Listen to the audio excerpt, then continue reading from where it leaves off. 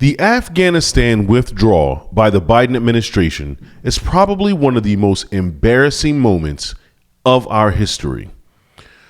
I'm so glad that Tucker Carlson got this gold star father by the name of Steve Nikoui to tell his story on his network about what actually happened that day.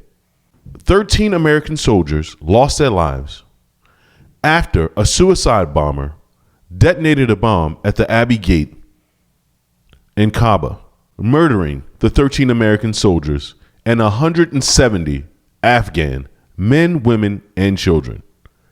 I want you to take a listen to how Steve and his family and the other families were treated 2 days later after the murdering of his son. Take a listen. Why did you yell out Abbey Gate and your son's name at the president? Okay, so we had an opportunity to go to this State of the Union this time. Two families were invited by Mike Johnson. Yep. And so those families were picked by a hat. So there's a coalition of families, which is 6 of us. And we can get in later why we had to start a coalition. So we all signed a contract and, are fighting to get the information of the withdrawal out. But there were 2 tickets, and we drew names for those, and hey, these are the ones that are going. And so there was a chance that he might address and finally say the kids' names, because the thing is, he's never recognized the kids' names. He's never accepted any kind of responsibility for the withdrawal. Biden has never said your son's name? Never.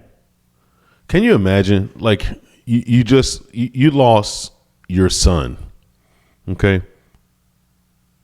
13 American soldiers. I won't want anybody to ever forget all the things that this administration is responsible for, how they acted, what they did. It's absolutely despicable, man. The way they treated these families. Where do you hear this? Like, I still can't believe that someone would treat someone like this. But it's the incompetence. It's a lack of empathy that's the underscore here. The lack of absolute empathy from the Biden administration when it comes to their own people. Never, not once. None of the kids. And so we were hoping that, all right, well, these 2 family members, they're going to be able to go, and he might, bring up Afghanistan and say their names. Now, for me, I had never done any interviews. The only interview that I really did was an interview I'd done with you at the very beginning. And after his first State of the Union, for whatever reason, I was at work and I got a call from some young man. Hey, look, we're trying to fill in a spot in our news thing at 2:00 or whatever time was. Would you come on? And I'm like, well, I don't do interviews. Well, look, I need to have someone, please. And he kept begging and was persistent. And he was all, we want to ask you about Joe Biden's State of the Union. Now, this is the first one that he had done after the withdrawal.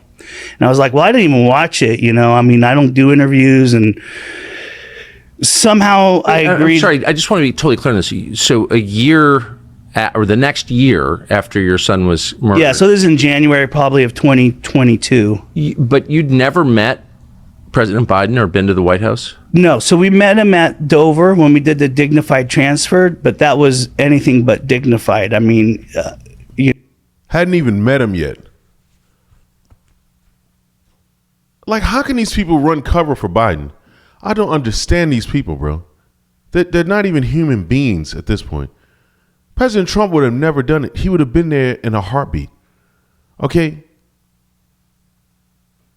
This is, it's unheard of. It's absolutely unheard of, man, to treat people like this. They just lost their kids in a horrible, horrible way. If anybody deserves empathy, it's these people here, bro. They arrested this man all because he yelled out his son's name at the State of the Union address. It just goes to show you who these people think criminals are, bro. You know, it's kind of the same. Like, do you have kids? Yeah, 4. Okay. Like, if I was drunk and then I killed your kid in a drunk driving accident, and then I went to you and said, well, you know what? I know how you feel. I lost my son. And this is how he was at Dover. So He talked about himself? he talked about his son. So even in Dover, when we had first met, you know, when we had met him in the dignified transfer, he said, hey, look, you know, I understand what you're going through. We lost our son, Bo, as well. Now in there, so people. Just for the people who don't know, Biden didn't lose his son in a war, okay? He died of cancer. But every time somebody talks about losing their child in the military, Biden brings up his son who died of cancer. This is just one of the many stories of how reckless the Biden administration is when it comes to our military. I would never send my kid in the military while Biden's in office. Ever. Had a chance to whether or not they wanted to meet with the president, and if some people didn't want to meet with them, they could go to another room. I wasn't going to be bullied and go to another room, but you know, I turned my back to him. So when he walked in, I turned my back to him. Sorry, It's all right. my daughter came and stood next to me, so we just turned our back to her, and then Kareem's mom was talking to him. So I was listening to what she was saying, and that, you know, that's what he had said. Like, you know, I understand your loss. You know, we lost a son, and that just, you know, infuriated her even more. But he was like this with everyone, and then everything up in since we're on that point. I mean, we were used. That whole thing was us being used. I mean, we were, you know, I wanted to wear a suit when I went to this dignified transfer for my son. And I don't know if you remember in like the 70s, those yellow school buses that had the like Tijuana tuck and roll, you know, you're going up and down. There's no shocks.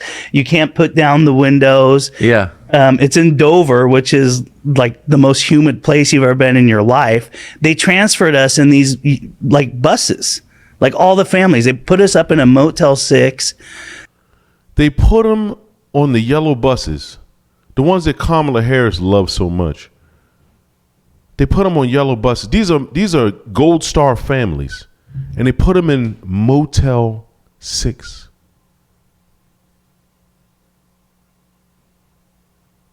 Unbelievable. Had fecal matter on the walls. Fecal matter on the walls. They're transferring these families, having some sort of honor ceremony, and they put them in hotels with fecal matter on the walls, bro. Cockroaches everywhere. All right, now we all got into these buses and we're all sweating. They drove us to Dover.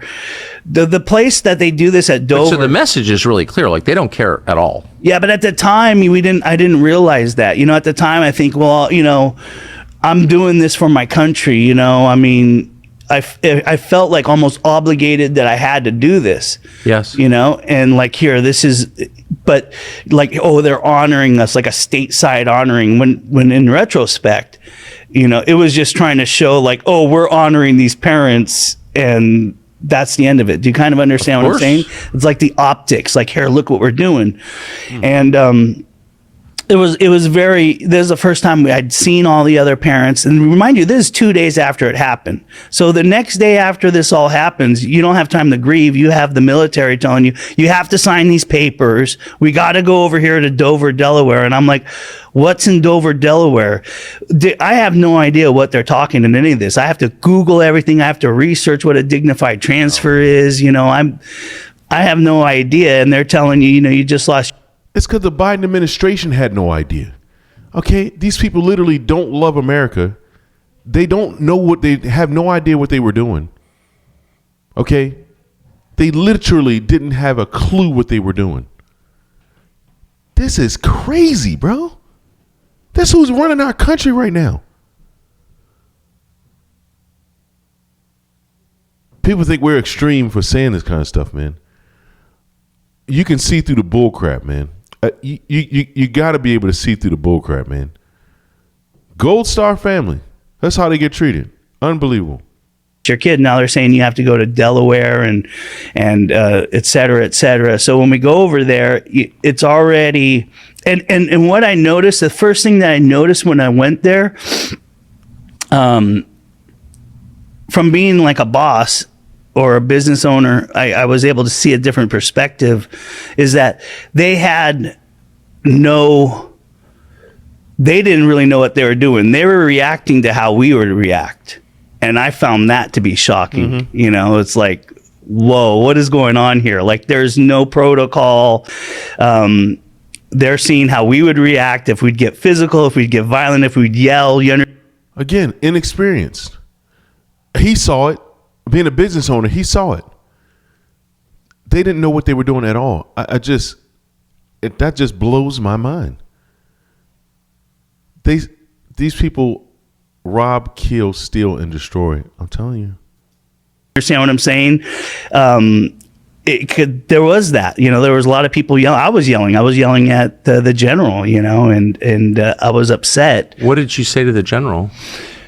So he was pretty much the only one that I yelled at, and I just said, you know, you should have been planning this evacuation. You know, you should have taken time. You know, at the time, I just remember him promoting his book and then some of the stuff that had happened with his counterpart. Yeah, I probably would have lost my mind on these people, bro. I'm telling you that now. I wouldn't be able to hold my composure. Yeah, no. I wouldn't be able to do it. You are writing books. General Milley, okay? That's what Trump been talking about, General Milley, Mark Milley. Doing book deals when all this stuff is going on. Man, I'm telling you what, we got to unravel this system, bro. I hope they break everything down because we need to start over. Okay? We really need to start over. You can't really say what you want to say right now, you know. Because they'll make sure that you don't have a platform to say it on ever again, really. But boy, oh boy, I wish the world would wake up and see the incompetence of this administration, bro. It's absolutely crazy. Just one of many stories. I've seen a lot of these stories. It is crazy. Was, you know, at the beginning of the Do you remember the name of the general? Yeah, General Milley. Yeah. Yeah. And I just met him last week, and he remembered that. He remembered that altercation that we had. And, you know, I spotted him in one of the other rooms. And that Dover, Delaware, let me. So you said I'm sorry, just to Yeah. clear up exactly what happened. So you see Millie at Dover, and 2 days before your son was killed, and you say to him, you should have. No, 2 days after. So this all happened after. Right. It was, but 2 days before, when you first met him, your son had just been killed. Is that? Yeah, that's right. That's right. So you say to him, effectively, this is your fault. Like, you're in charge of this. Right. You didn't do a good job. What did he say? He said, I had been planning for this. You know, we did plan for it. You know, it was a mistake. I don't know if he said a mistake, but he had said that, and I kept telling him, well, you know, you don't care. I mean, you weren't looking like you were planning for it from what I seen from January until now. It looked like you were doing everything else. You know, it looked like you were on a book tour, and it looked like you were coercing with, you know, the Chinese government. Yeah. And, you know. A book tour. I'm telling you, man. This is wild, bro. This is wild, man. Prayers out to this family.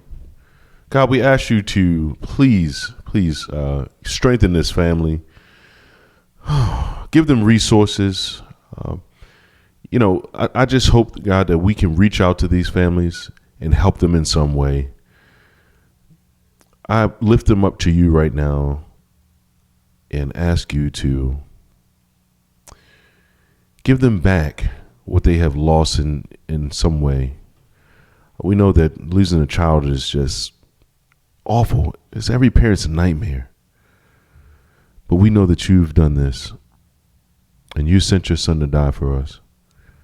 I ask you to bless this family here, all of the family members that have lost their children in war, that have lost their children on the streets. Our nation needs recovery. We need a strong leader that you have put in place to help us. I pray all these things that you would bless us in the name of Yeshua. Amen. Unbelievable, man. You know, I can't even imagine losing a child, let alone to a war or you know, something crazy like what happened in Afghanistan. I can't imagine it. You know, what parent wants to think about that and then get treated like crap after that by the same country that your kid was fighting for? And Biden looks at his watch. Can't wait to get out of there because he's got better things to do. He's got to go, bro. He's got to get out of office. He's got to get out of our way. We know how to treat our troops. President Trump knows how to treat our troops. President Trump just attended a funeral of a New York police officer in Long Island, actually, paying respects. You know, meanwhile, Biden's over there talking about how much money they raised in New York with Bill Clinton and Barack Obama. Like, the stark difference in the administrations, they're night and day. I don't know who these people are who don't see what's going on and who can't look through the mainstream media lies. I haven't seen this man on mainstream media telling this story. They literally put politics over truth. They will never come out and tell you what this man actually went through or why he did what he did. No, they're the enemies. The mainstream media, the establishment of Washington, D.C., they're using their very powers against us, we the people. And it has to stop. We can't continue like this. We won't. Until next time, guys, like and subscribe. We'll have more coming. Thank you.